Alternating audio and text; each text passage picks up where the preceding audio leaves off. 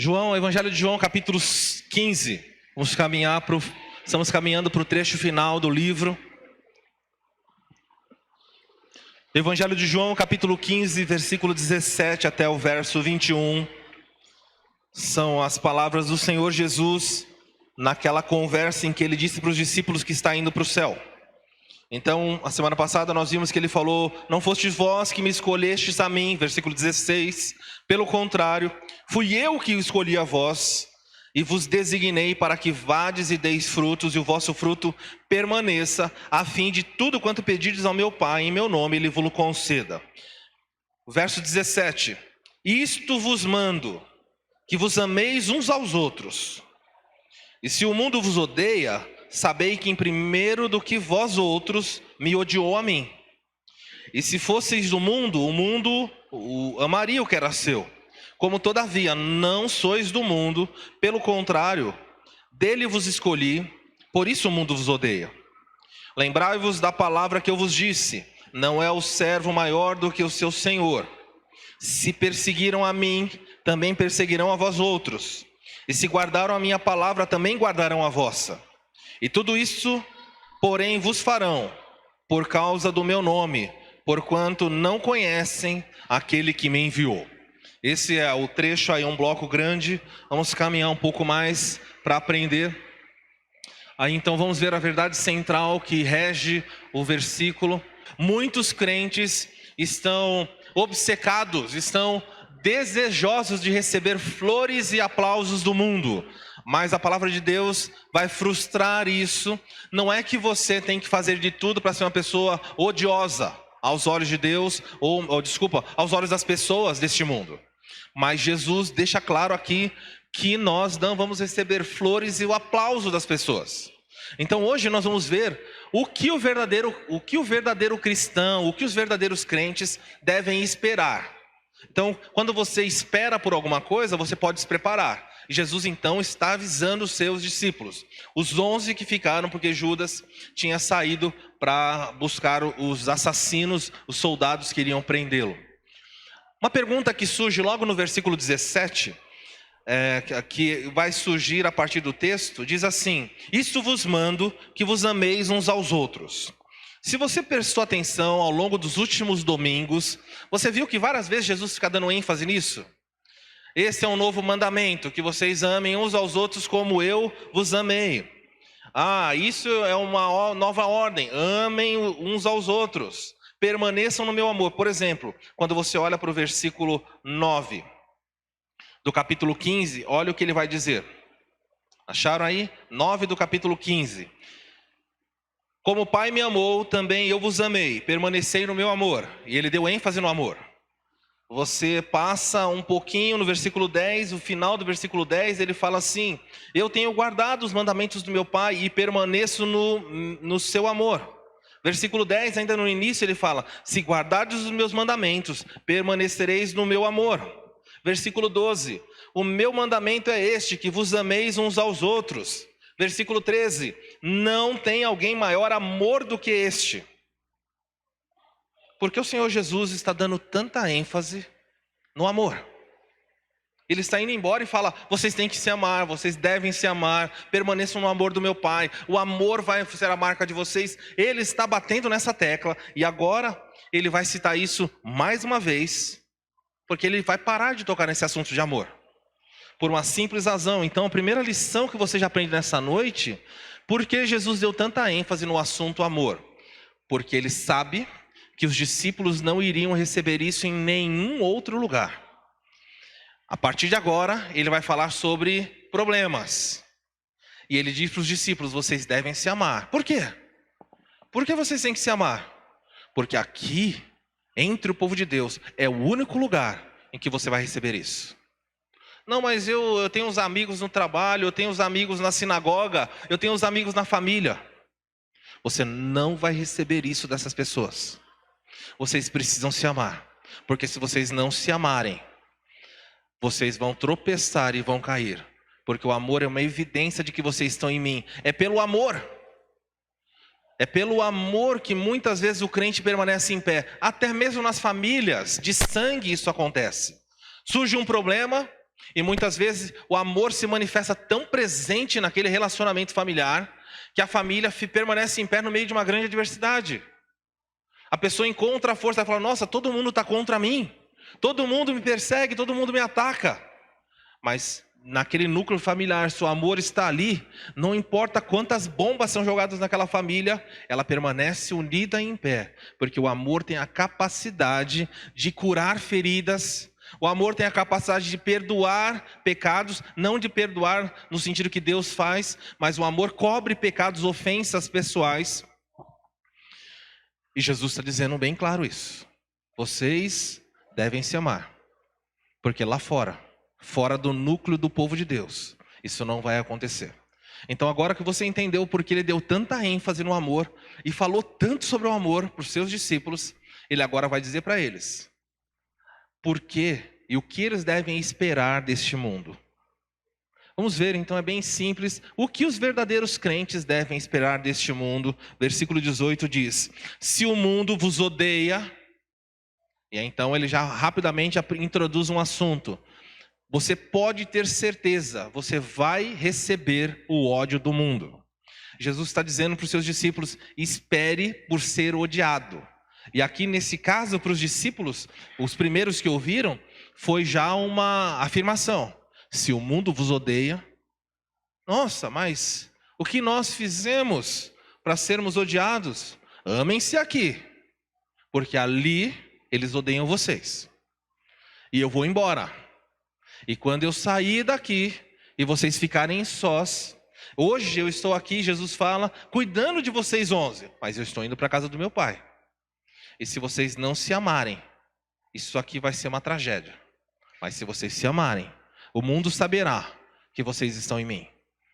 E ele disse: o mundo vos odeia, saibam ou sabei que em primeiro do que vós outros odiou a mim. Jesus sabe que os crentes, o próprio Cristo e os seus discípulos seriam alvos do ódio. Ódio é uma palavra pesada. Na nossa língua portuguesa nós temos tantas palavras para expressar sentimentos de agressividade. Mas a palavra ódio, em várias partes da Bíblia, trabalha a ideia de que o ódio se abriga no coração dos tolos. De que o ódio é o gatilho que leva, por exemplo, a um homicídio. E o ódio ele se manifesta de muitas formas. Ele pode começar em simples brincadeiras de criança, até o extremo. Por exemplo, você liga a televisão e você vê lá no mundo secular à nossa volta, o marido matou, teve um feminicídio, ele matou a sua esposa. E logo as pessoas dizem, matou por ciúmes. Ou dizem que matou por amor. Olha que coisa, que estupidez. Matou porque amava. A Bíblia diz matou porque odiava. O ódio no coração dessa pessoa foi alimentado aos poucos. Como é que começam os problemas? Entre o relacionamento conjugal ou entre adolescentes. Uma briga começa normalmente uma provocação verbal. Pense nos adolescentes, começa na escola o bullying, que eles falam hoje tanto. Um mexe com o outro por causa do cabelo. Mexe com o outro porque não usa um tênis dessa marca ou daquela. Ou porque a família é assim ou assado. Ou porque tem um corpo assim, o assado é alto, é baixo. Começa a princípio com um tipo de pressão, com uma capa de brincadeira, mas o que iniciou aquilo no coração desses jovens é o ódio. E o ódio é uma coisa tão terrível que as menores crianças, elas são capazes de ser mais cruéis do que os adolescentes e os adultos. Se você pegar uma criança deficiente e colocar no meio de outras crianças deficientes, muitas vezes o adulto ainda sabe, fala, nossa, vamos contornar. Mas tem criança que zomba, porque ela não aprendeu limites ainda. E muitas vezes as crianças são cruéis. E nesse desespero do mundo em fazerem aulas ou classes inclusivas, muitos pais ficam desesperados. Porque as brincadeiras, elas são para ferir. Jesus diz assim que quem disser para o seu irmão, quem chamar o seu irmão de tolo, racá, é réu do inferno. Olha que coisa, será que Jesus deu tanto peso a isso? O problema é que quando nós começamos a ofender as pessoas, o gatilho que dispara tudo isso é o mesmo que chega lá. Eu disse para os irmãos, uma agressão dentro de um casamento começa verbal. Você é isso, você é aquilo. Aí quando não consegue mais só verbalmente, vem um empurrãozinho, vem um beliscão. Está crescendo, o ódio está sendo gestacionado. Aí chega um tempo que começa um tapa, começa um soco, até um ponto que alguém pega uma arma, uma faca e a tragédia vem. E aí diz, eu matei por amor. Não, é o ódio no coração das pessoas que tem feito com que elas ajam dessa forma. Jesus disse que em relação aos discípulos dele, o ódio não é simplesmente por preferência, opção de time de futebol ou desacordo político, não é isso. A pergunta que surge é, por que tanto ódio contra os crentes?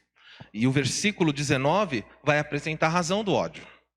Se vocês fossem do mundo, o mundo amaria o que é seu. O próprio Jesus já disse. A palavra-chave aqui vai aparecer quando ele diz assim, como todavia, não sois do mundo, pelo contrário, dele vos escolhi, por isso o mundo vos odeia. Eu não sei se todas as versões são assim, mas qual é a raiz aqui do ódio? Por que o mundo está odiando, ou porque Jesus disse que nós devemos esperar pelo ódio do mundo? Ele diz o seguinte, vocês não pertencem ao mundo. Se vocês pertencessem ao mundo, o mundo amaria o que é seu. Isso é visto. Meus irmãos, acho que esses dias eu estava conversando com algumas pessoas a respeito dos problemas que têm acontecido no nosso país. Basta uma pessoa morrer que ela vira uma espécie de anjo. E não importa se ela fez coisas erradas atrás ou não, todo mundo fala bem. Mesmo quando você vê políticos que morrem, políticos que roubaram, massacraram o povo. Até os seus adversários políticos vão lá e falam, eis aqui, morreu um grande homem. Eu não compactuava com suas ideias, sua filosofia, mas foi uma grande pessoa. Só morre gente boa. Eu mesmo, confesso a vocês, nunca presenciei estar num velório e alguém falar, morreu, não prestava mesmo, mas vai fazer o quê? Vai ter que enterrar, não podia deixar lá. Você já viu isso acontecer? Você não vê. Eu ouvi a história de uma pessoa, eu não presenciei, de que ele teve que ir sepultar porque nem a família queria sepultar. E a pessoa foi até lá, porque a pessoa, o familiar, o ente que morreu, era ruim. E essa pessoa foi porque é crente, falou, olha, eu não queria, mas como crente eu fui. Porque todos os outros familiares não queriam nem saber. Ódio, gente. Ódio separa famílias. Ódio machuca os crentes. Mas Jesus diz a razão clara, porque o mundo nos odeia. O crente será odiado pelo mundo pelo simples fato de pertencer a Cristo. O problema do crente não é a princípio o que ele faz, mas é de quem ele é. Quando o mundo olha para você e fala, olha aí, essa pessoa não é nossa. Não está conosco, não veste a camisa. Por quê? Porque ele pertence a Cristo. E então começa a perseguição, começam os problemas. No caso, começa com o ódio. Interessante quando nós pensamos no pertencimento. A igreja cristã precisa aprender um pouco mais do amor, porque nós poderíamos certamente dizer que nós somos o único exército do mundo que atira nos seus amigos. Já ouviram a expressão fogo amigo? Os crentes, pensem nos crentes do Brasil, os crentes não são tão unidos não. Muitos crentes defendem a sua denominação, a sua placa da igreja, mas não conseguem caminhar junto. Por um lado eu entendo, eu sei de certos problemas que não tem como caminhar junto. Mas existem coisas que nos aproximam e raramente os crentes, hoje da atualidade, no passado era melhor isso. Mas os crentes da atualidade, parece que cada um luta por si mesmo. E se tiver numa rua aqui de Bragança uma igreja, e uma outra igreja for lá e falar, vamos começar um trabalho, os crentes ali não falam, graças a Deus, chegou mais um grupo aqui para o bairro agora, vai ter 2 igrejas evangelizando aqui. Alguns já olham, torcem o nariz e falam, veio disputar? Olha aqui, vai fazer em outro lugar, essa rua já é minha, eu cheguei primeiro. Muitos crentes têm essa dimensão pequena e perversa de reino de céus. Então, se nós começarmos a nos odiar aqui dentro, vai ser uma tragédia total, porque se o ódio estiver entre nós, e quando você sair, o mundo lá fora te odiar, você vai ficar desesperado. Então Jesus disse que a vida do crente é transitar entre juntar-se em amor, sair para ser odiado, juntar-se em amor. Para alguns de vocês, talvez vocês não percebam tanto o ódio, mas há muitos irmãos que são odiados dentro da sua casa, pelo simples fato de vir ao domingo à igreja. Há familiares que marcam aniversário e falam, vamos fazer um aniversário? Vamos. Marca no horário do culto e convida você. Fala, nós vamos fazer um aniversário, você pode vir? E aí o crente, às vezes, querendo simpatizar, fala, eu vou. Só que a família é grande. E a família começa a marcar eventos nos horários de culto. E aí os crentes começam a dizer, olha, eu não posso. Por quê? Eu vou à igreja. E na sua frente ou pelas suas costas começam a dizer, ó, beato de igreja, fanático. Quantos estão aqui já sofreram acusação dos seus familiares dizendo, ama mais a igreja do que nossa família? Olha lá, parece que ele não dá valor à família, ela não dá valor à família, nem convida. Ele gosta tanto daquele povo, eu não sei, que tanto desejo de estar lá, que não pode abrir mão para estar com a gente. Então você abre mão e vai para aquela festa, e chega naquela festa, algumas coisas inconvenientes acontecem. E você, por pertencer a Cristo, adota certas posturas ali. Você nem precisa condenar a prática que está acontecendo. Você simplesmente não participa. E o mundo aplaude e fala, parabéns, olha, que exemplo para nós aqui. Pelo contrário, no meio da sua família, o olhar de ódio contra você, que adotou posturas por pertencer a Cristo, é brutal. Irmãs que estão aqui, vão na manicure, vão no salão de beleza, sentem lá e adotem uma postura cristã ali. Vocês vão perceber o ódio das pessoas. Vai ser, irmãos, aqui, vá no ambiente de trabalho, vá em alguns lugares e adotem posturas, simplesmente uma postura ética. Vou falar de uma coisa que é comum acontecer. Me lembro quando eu trabalhava fora da igreja. Isso acontecia. Está um grupo de homens ali batendo papo, passa uma mulher. O que acontece naquela roda, quando a maioria não é crente? Alguém rapidamente lança um comentário. E ao lançar um comentário, você viu? Nossa, se ela fosse minha esposa, gente casada. E aí os comentários começam. E vez por outra há crentes ali. E algumas vezes eu estava na roda e eu ficava calado. E só pelo fato de eu não comentar o que foi dito, você já via no olhar das pessoas uma revolta. As pessoas passavam o carnaval fazendo o que o mundo acha bom no carnaval. E quando eles se reuniam na quarta ou na quinta-feira para trabalhar, lá estava o crente na hora do cafezinho. Todo mundo, vamos tomar um café? Passava pela sala e falava, vamos tomar um café? Eu nem gosto de café puro, mas ia tentando me socializar. Então pegava o cafezinho, ficava aquele café ruim, quente, ficava no copinho, segurando, trocando os dedos para não queimar o dedo. E eles começavam, nossa, o que você fez no carnaval? O pessoal fala, nossa, meu carnaval foi demais. O que você fez? Eu saí na sexta, caí, bebi, passei no SAMU. Você vai ouvindo assim, e aí todo mundo ri. E você? Nossa, eu saí daquela festa, foi naquela outra, você tem que ver. Nossa, eu virei, eu não sei. E vai contando aquilo que para nós é uma loucura, uma tragédia. Eles vão passando. E finalmente chega em quem está com um copinho. E você, o que você fez no carnaval? Eu falei, eu fui acampar. Alguns falam, nossa, que legal! Você foi para a praia de barraca? Eu falava, não, foi acampar com a igreja. A roda ficava tentando assimilar ainda o que eu estava querendo dizer. Ah, tinha um monte de menina, né? Foi com o pastor, com a menina, com meu pai, com a minha mãe. Eles ficavam olhando para você. O que vocês faziam lá? A gente orava, a gente lia a Bíblia, a gente cantava. Gente, você sabe o que é sentir-se radioativo? pessoas chegavam e falavam assim, a pessoa ficava falando, pensando o que vai dizer para aquilo. Legal, vou voltar a trabalhar. Jogava o copinho e saía. Acabava a roda. E eu comecei a perceber que quando eles iam tomar café,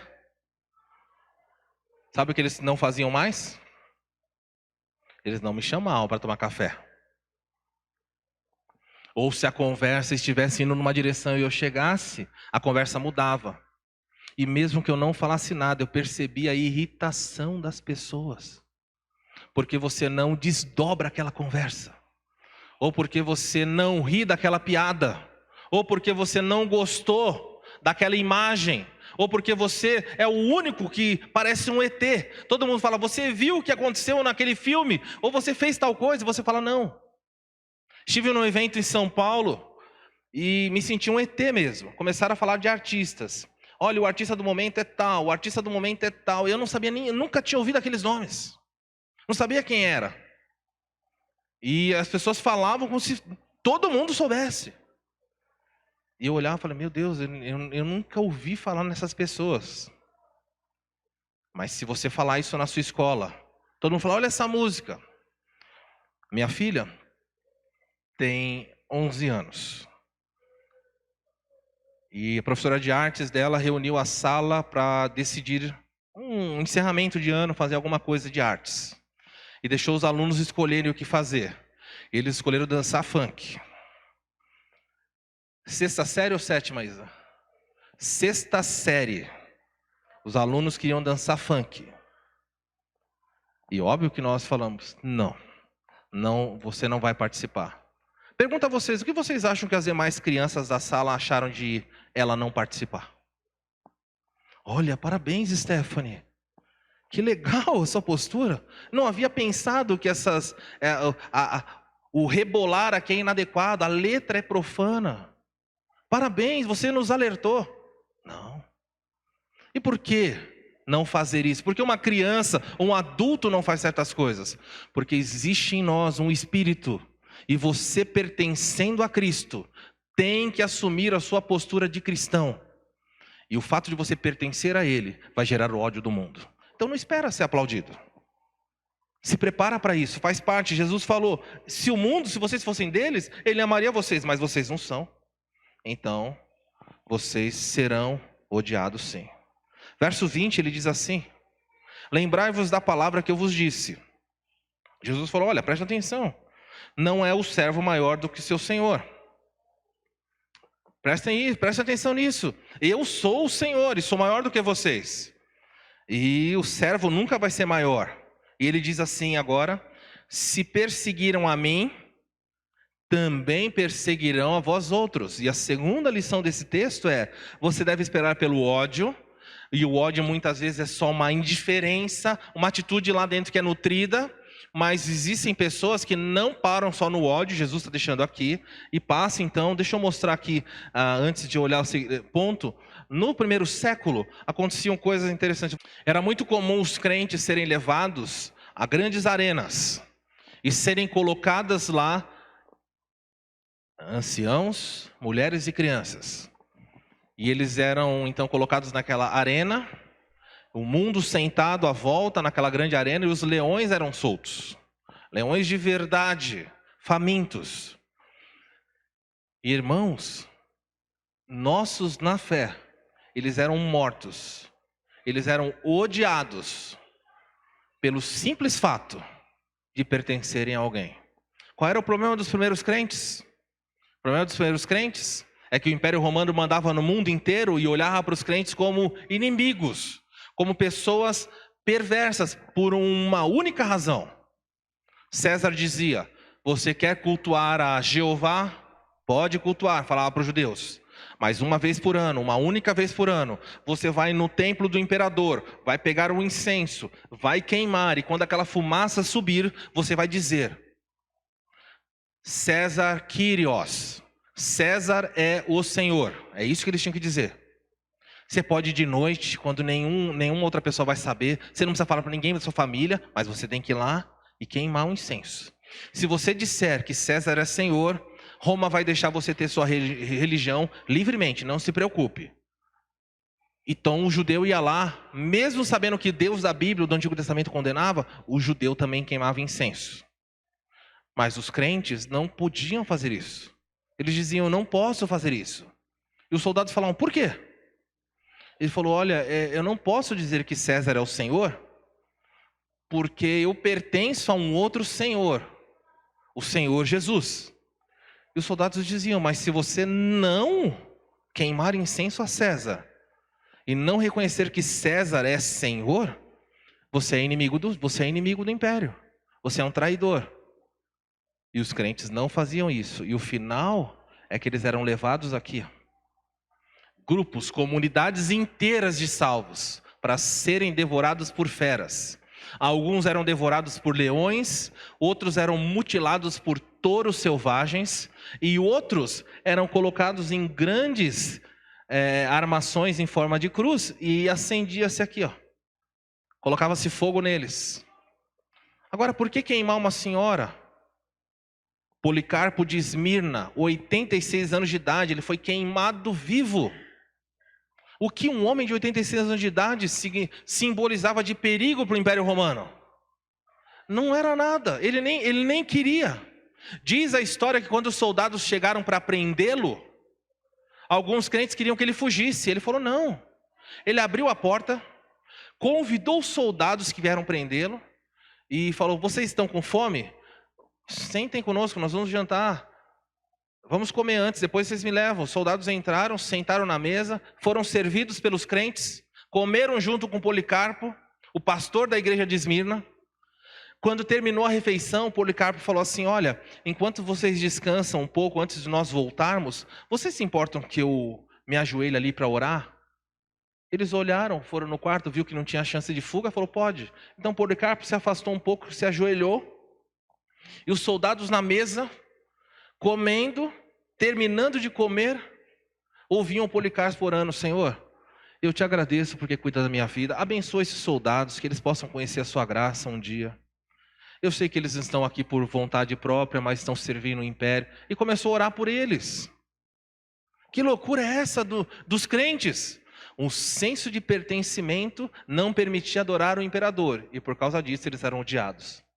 Isso nunca mudou, continuam sendo odiados. Isso nos leva, eu disse para os irmãos, ao segundo ponto da mensagem. Na verdade, o primeiro, o amor só acontece na igreja. O segundo ponto, nós acabamos de ver ali, espere pelo ódio. E esse último ponto aí seria, espere por perseguição. A perseguição contra os crentes está aumentando assustadoramente. Nós ouvimos falar muito sobre fobias. Quais são as fobias que você tem ouvido por aí? Homofobia. O que mais você ouve de falar de fobia hoje em dia? Tem mais alguma coisa? Acho que está no top 10, aí está a homofobia, não é? Mas você já ouviu falar sobre cristofobia? Morrem mais crentes no mundo do que homossexuais. Morrem mais crentes no mundo do que islâmicos. Morrem mais crentes no mundo do que judeus. Mas quando é que a televisão mostra para você, olha, a cristofobia, olha o que eles estão fazendo, basta dizer que é crente, o ódio aparece. E o ódio, quando é um pouco mais inflamado, ele passa só de uma repulsa para uma perseguição. O apóstolo Paulo perseguia. O apóstolo Paulo não só odiava os crentes, mas ele matava crentes. Em Atos capítulo 9 fala que Saulo, respirando ainda ameaças de morte, alguns iam dizer com sangue nos olhos, no pulmão, perseguia aqueles crentes. E existem hoje pessoas que até mesmo por zelo ou por ignorância fazem isso. Por exemplo, olha, você está aberto, olha no capítulo 16, como Jesus falou de amor e falou, agora eu lamento, mas tem que dar algumas informações para vocês. Ele diz assim, ora, acharam capítulo 16, versículo 4.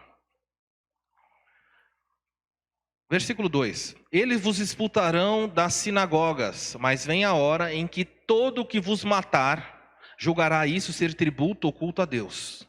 Jesus falou assim, está chegando uma hora, eu vou embora. Mas vai chegar um tempo em que matar vocês vai ser tido como cultuar a Deus. As pessoas vão fazer isso e falar, olha, eu estou fazendo em nome de Deus. Estou fazendo por amor a Deus. E aconteceu? Aconteceu. O próprio Saulo perseguia e matava em nome de Deus. Há muitas religiões no mundo hoje que matam e atribuem isso a Deus. Vocês lembram, por exemplo, as próprias cruzadas? Ou quando você viu a Inquisição? A Inquisição queimava pessoas, queimava crentes, e falava, estou fazendo isso em nome de Deus. Jesus diz mais, verso 3, isto farão porque não conhecem nem ao Pai, nem a mim. Verso 4 do capítulo 16, ora, essas coisas vos tenho dito, para que quando chegar a hora, vos recordeis de que eu vou-las disse, não vou-las disse desde o princípio, porque eu estava convosco. Meus irmãos, Jesus falou assim, está vindo uma hora, e a perseguição vai ser real. Hoje de manhã eu falava com a classe, na classe de novos membros, estava falando sobre perseguição um pouquinho, separação de igreja e Estado, como em alguns lugares a perseguição é real. E acho que foi a Pamela, acho que a Pamela está lá atrás, a Pamela me perguntou uma coisa sobre perseguição, e eu disse que a perseguição ela é boa, num certo sentido, porque ela purifica. Eu falei, por exemplo, o pior hoje, número 1, top número 1 de lugar terrível para um crente viver é a Coreia do Norte. Hoje é o pior lugar na Terra para um crente estar. Coreia do Norte, sem dúvida nenhuma. Mas os crentes da Coreia do Norte, eles são crentes de verdade. Como eu posso saber que um crente na Coreia do Norte é crente de verdade? Viver lá, testemunhando de Cristo, não publicamente, mas avançando o Evangelho. Hoje tem cerca de 300 mil crentes na Coreia do Norte. 300 mil crentes.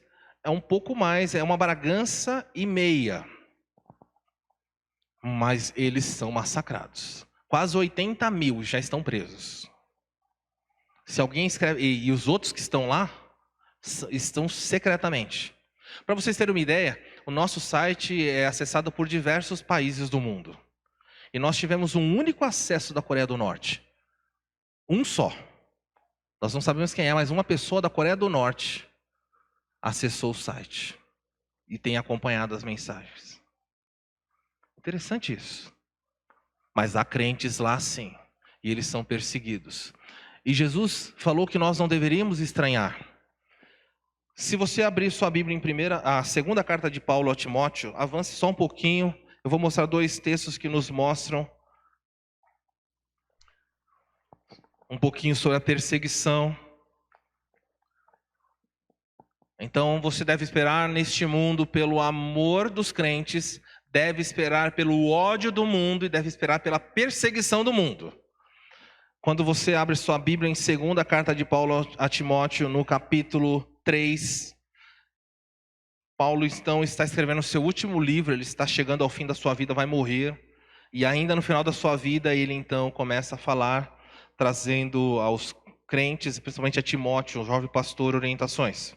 Ele diz assim no capítulo 3, versículo 12 de 2 Timóteo. Ora, todos quanto querem viver piedosamente em Cristo Jesus serão... Timóteo, todos os que quiserem viver piedosamente, todos que quiserem ter uma vida santa, que quiserem obedecer a Cristo, ler a Bíblia, amar ao próximo, orar, vão ser perseguidos.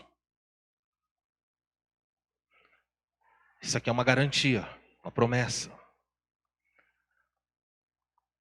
Eles vos perseguirão, mas qual é a razão da perseguição? Se o ódio surge pelo senso de pertencimento, o mundo olha e fala, de quem ele é? Ele era nosso, agora pertence a Cristo, o mundo odeia você. O mundo persegue os crentes, porque os crentes servem a Cristo. Eles não só pertencem a Cristo, mas eles servem. O próprio Jesus falou, olha, não é o servo maior do que o seu Senhor. Ele falou, vocês me servem. Se eles perseguiram o Senhor, eles vão perseguir os servos também. Então, quando você quer servir a Cristo, você vai ser perseguido. Você fala, Senhor, eu quero te servir aqui no trabalho. Senhor, eu quero te servir na escola. Está lá o aluno e alguém bate nas costas e fala, passa a cola. Já aconteceu isso com você? Talvez alguns já não estão estudando mais, talvez lembrem do passado. Alguém fala, passa a cola.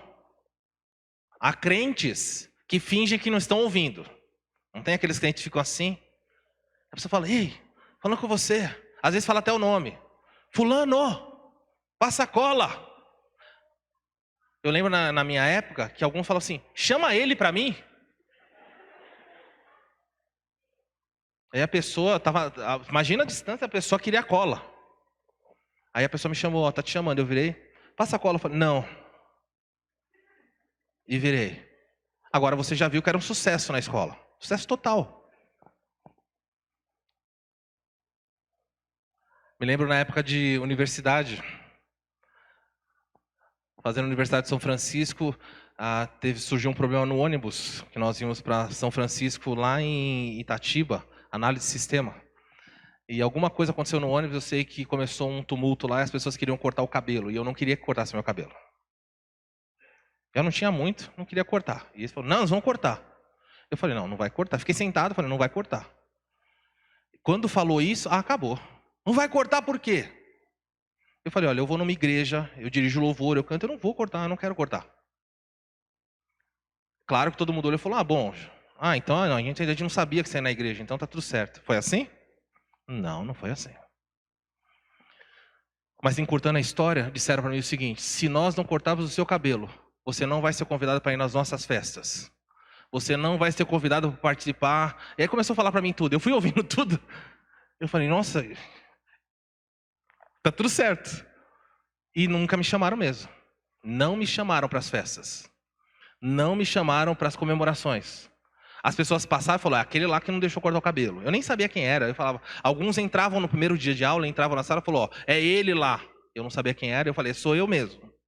Não sabia o que era. Mas isso não é ser perseguido pela fé. Eu e você podemos ser perseguidos por posicionamento, por escolhas. Mas o dia em que você viver o cristianismo, e você está no seu trabalho e alguém fala para você, diga que eu não estou. E você pega o telefone, é o seu chefe dizendo para você, fale que eu não estou. Agora o pescoço foi colocado na guilhotina. E você fala um instante só, eu não posso dizer isso. E ele fala, por quê? O que o crente deveria dizer? É porque eu sou cristão. Eu pertenço ao meu Senhor e meu Senhor não se agrada que eu minta. Ele não vai entender, vai perseguir você. Por quê? Não só porque você mentiu, mas porque você quer ser o santinho ali, quer ser o certinho. No seu trabalho nunca ninguém zombou de você ou fez comentários em voz alta para que você ouvisse, porque você era crente. E alguém entra lá e faz um comentário em voz alta, o objetivo é que você escute. Porque o mundo odeia. Porque o mundo odeia quem defende o casamento. Porque o mundo odeia quem diz que o divórcio não é uma opção aceitável, embora a Bíblia mostre uma possibilidade, mas não é incentivado. Porque as pessoas odeiam quem diz, corrija os seus filhos. Porque a Bíblia nos ensina a fazer coisas que o mundo olha para nós e fala, vocês estão loucos, não aceito isso. Você diz, não, o homossexualismo é uma prática errada, imoral aos olhos de Deus. O mundo vai te odiar, vai te perseguir. E venha os dias. Hoje de manhã falava com os novos membros, virá o dia nesse país. Deus espera em Deus que demore. Mas talvez chegue o dia nesse país em que o presidente da Câmara de Deputados em Brasília seja homossexual. E ele vai apresentar leis para serem aprovadas. Pode chegar o dia em que o presidente do Senado, pode chegar o dia em que ministros do STF, ou até o presidente da República, seja um homossexual. Ele pode ser até um excelente administrador, mas ainda assim a Bíblia vai dizer, olha, nós respeitamos as suas escolhas como pessoa, mas a Bíblia condena a sua prática de vida. A Bíblia diz que o que você faz é errado, e é o meu dever ensinar isso. E virá o dia em que pastores no Brasil vão ser lançados na cadeia, em que crentes serão perseguidos por posicionamento assim. Hoje, na nossa geração, se você se manifestar contra o homossexualismo, é possível que você perca o seu trabalho. É possível que muitos deles entrem na rede social da sua empresa criticando você. E façam que você caia. Façam que te mande embora. Porque o mundo está interessado em lucro e não em polêmica. Mas Deus olha para você e diz, o fato de vocês me servirem, eu exijo que vocês façam o que eu disse. Porque o servo não é maior do que seu Senhor. Então se perseguiram a mim, vão perseguir a vocês também. O mundo vai te odiar e vai perseguir. Mas quando isso acontecer, Mateus capítulo 5, Último texto dessa noite, abre em Mateus capítulo 5. Mas o que eu vou fazer se o mundo me odeia tanto, se o mundo me persegue tanto, e eu sofro, e eu preciso trabalhar, eu preciso estudar, eu não estou aguentando essa pressão? Olha o que Jesus falou, Mateus capítulo 5, nas bem-aventuranças, versículo 10, ele diz assim, Mateus capítulo 5, versículo 10, bem-aventurados os perseguidos por causa da justiça. Ou seja, muito felizes. Jesus fala, como são felizes as pessoas que são perseguidas por causa da justiça, porque deles é o reino dos céus. Versículo 11. Muito felizes ou bem-aventurados vocês são, quando por minha causa vos injuriarem e vos perseguirem, e mentindo disserem todo o mal contra vós. Alguns pensam que quando você é perseguido, Jesus fica olhando, tadinho de você. Eu falo, Senhor, olha, eu estou sofrendo tanto. E Jesus fica lá, olha, aguenta um pouco mais. Jesus inverte e diz assim, você é uma pessoa feliz. Você está se identificando com o meu sofrimento, com a perseguição, perseguiram a mim. Então é sinal de que você é meu discípulo. E olha o que ele diz, porque o crente deve se alegrar ao ser perseguido. Regozijai-vos, verso 12, e exultai, porque grande é o vosso galardão nos céus, porque assim também perseguiram os profetas que viveram antes de vós. Desde que existe o povo de Deus, há perseguição. Então, se você não sofre nenhum tipo de ódio e perseguição, você deveria rever o seu cristianismo. As pessoas escrevem e muitas coisas no Brasil e dizem assim, vamos orar pelos crentes perseguidos da Coreia do Norte, vamos orar pela igreja perseguida na China. E claro, legal, isso é bonito, vamos orar por eles. Mas quando essa informação chega na China e chega na Coreia, os missionários falam, o quê?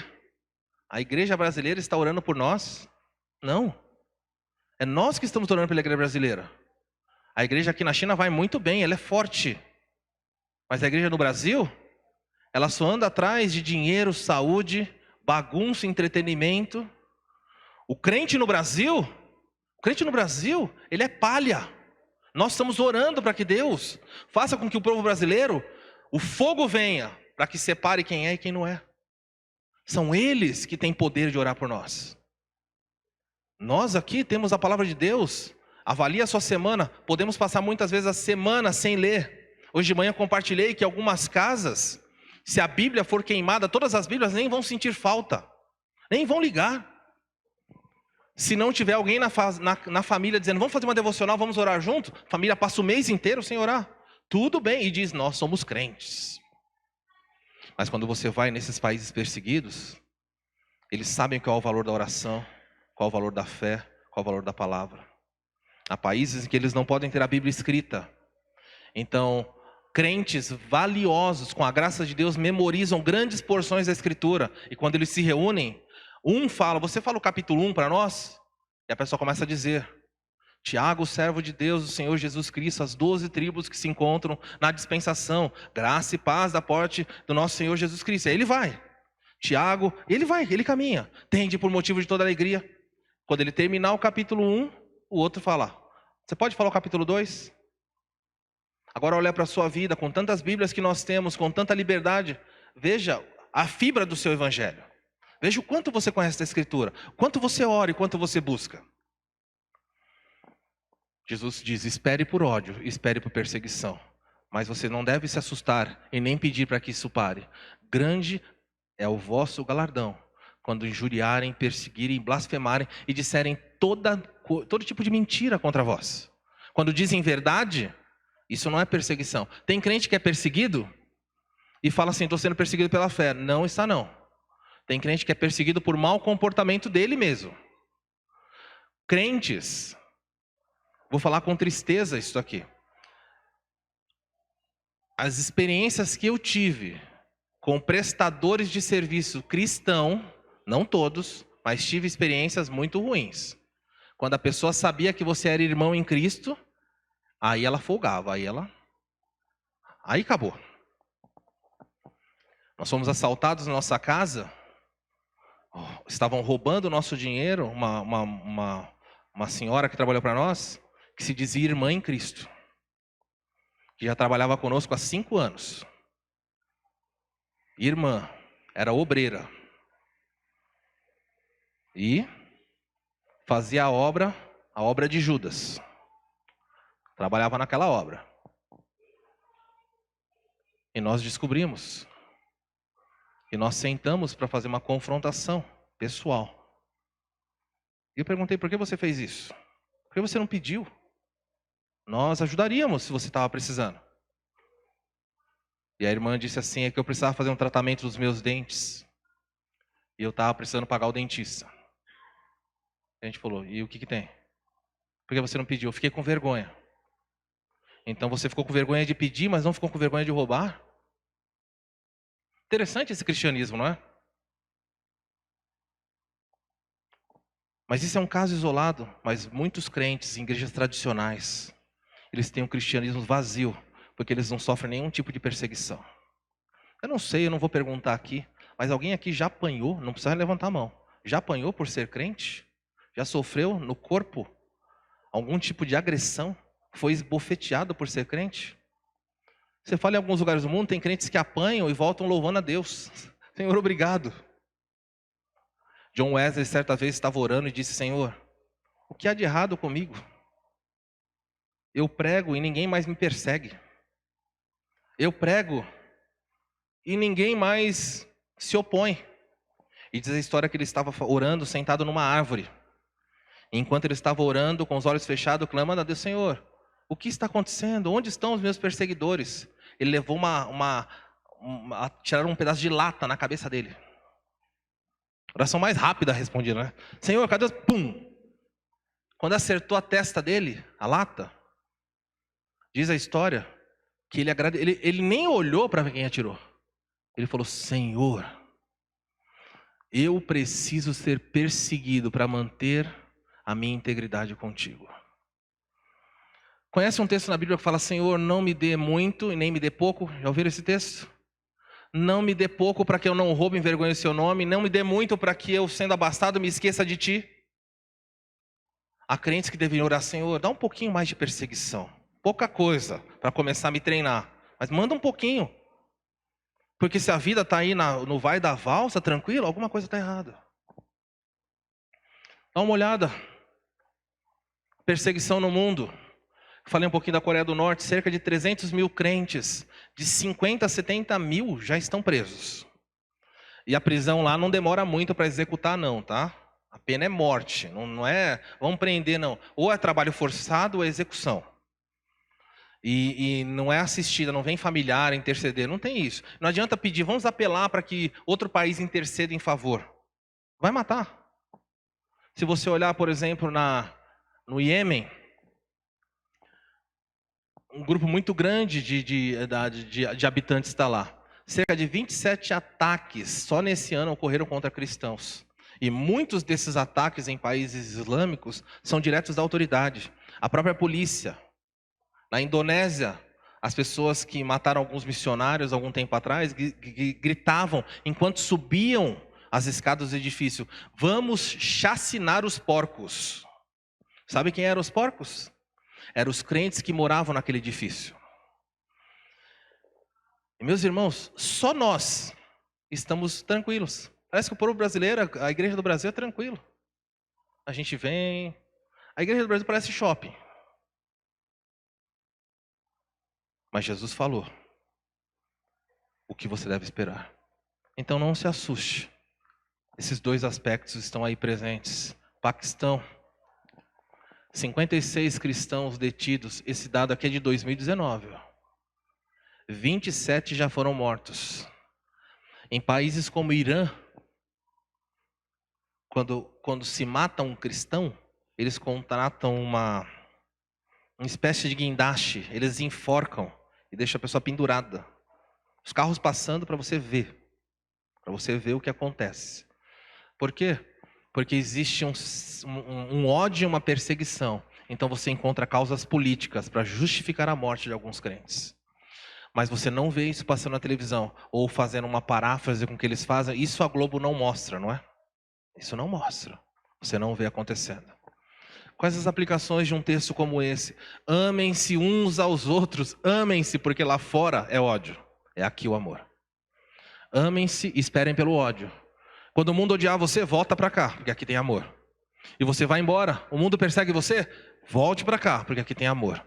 E é assim que a igreja caminha, até que o Senhor nos busque. 3 aplicações: ame sempre os seus irmãos, pois o amor só pode ser manifestado aqui.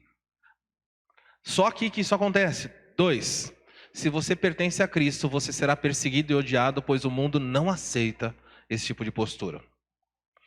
3, quando você for perseguido, não fique triste, porque felizes são aqueles que são perseguidos por causa do Evangelho de Cristo, pois grande galardão os aguarda. Vamos orar. Pai Santo, a sua igreja no Brasil precisa desesperadamente de um avivamento. Muitas são as pessoas que acreditam que o verdadeiro avivamento é fruto de histeria, de gritos, de manifestações histéricas, sem nenhum sentido. Mas a igreja, Senhor, avançou durante os 3 primeiros séculos, debaixo da maior perseguição do Império Romano. Enquanto mais eles massacravam os crentes, Senhor, mais os nossos irmãos conquistavam o mundo. Mas no 4º século, quando Constantino declarou o cristianismo como religião oficial, a igreja então afundou, Senhor. A imoralidade, os falsos irmãos, toda a tragédia vivida ao longo desses séculos pode ser sentida até hoje. E nós aqui no Brasil, Senhor, nós somos pessoas muito fracas na fé. Nós passamos a semana, muitos crentes bebendo em novela. Senhor, muitos crentes não sabem o que é vida devocional, não leem a tua palavra, não falam contigo. Muitos crentes só têm contato com o Senhor eventualmente aos domingos que vêm. Muitas pessoas, Deus, são falsos irmãos introduzidos na igreja. E como não há perseguição, neste país ser crentes, ser um cristão, dá até um certo tipo de status. Então nós vemos imorais na igreja, dizendo-se crentes. Nós vemos pessoas que blasfemam do Senhor, se dizendo crentes.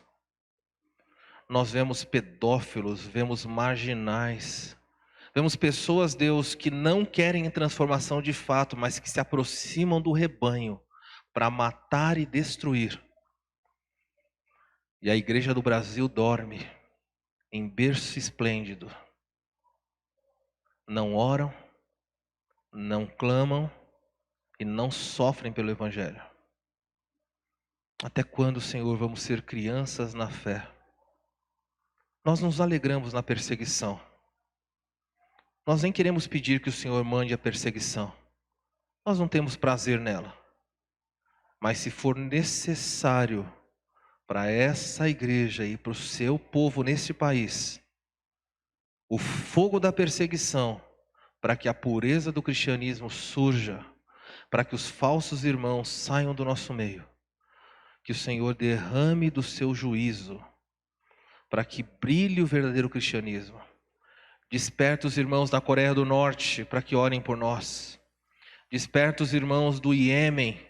Desperta os irmãos da China. Os irmãos que são pobres, estão mutilados na sua liberdade, são perseguidos. Que eles clamem por nós.